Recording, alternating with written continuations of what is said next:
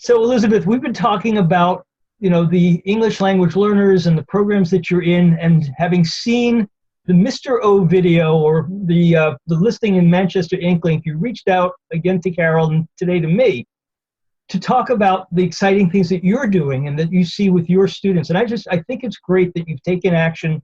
We've just gone over a couple of things that you've had going on, but you talk about a mindset pivot. And I would love if you would just expand on that a little bit for others to hear.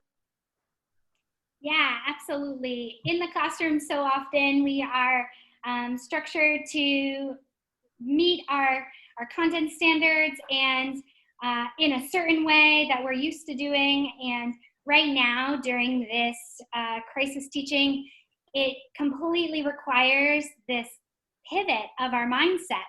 And we actually need to look at our students as unique individuals and see what their needs are and teach from there. So this is how we can be the most equitable with them. We need to celebrate the things that they're doing on their computers and that technology readiness, that they're learning to type, which will eventually help them in middle school and in high school.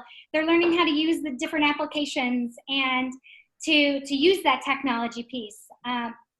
So it's not just checking off boxes on the iReady programs, it's looking at a much deeper level. And you mentioned also about plants and planting and seeds. How does that fit into this pivot that you talk about?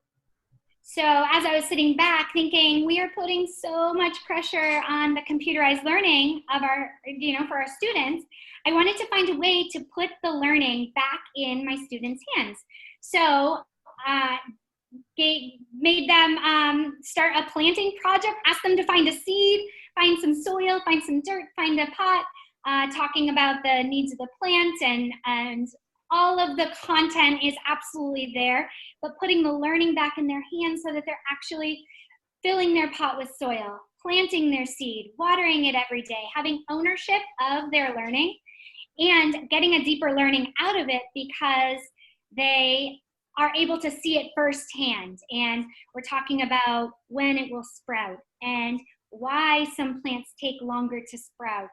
And I had a student plant a cilantro seed, and yes, we know as teachers that's not going to grow. The cilantro leaf. Leaf, yeah. Leaf, I'm sorry. Right, they planted the leaf, but they should have planted the seed. But exactly. This is transferring, helping him see, he's going to see for himself firsthand that didn't work, and then ask the question, I wonder why not? And then we can help him grow from there and grow from these questions, a real authentic learning experience. And as you've mentioned, it transfers ownership and responsibility to the students as well. So become autonomous. Wonderful. Thank you so much for sharing. That's really valuable. And the whole idea of this thinking differently is one of those things, along with everybody else moving forward and finding the exciting ways that we can go forward beyond crisis management. Thanks again. Yes, thank you.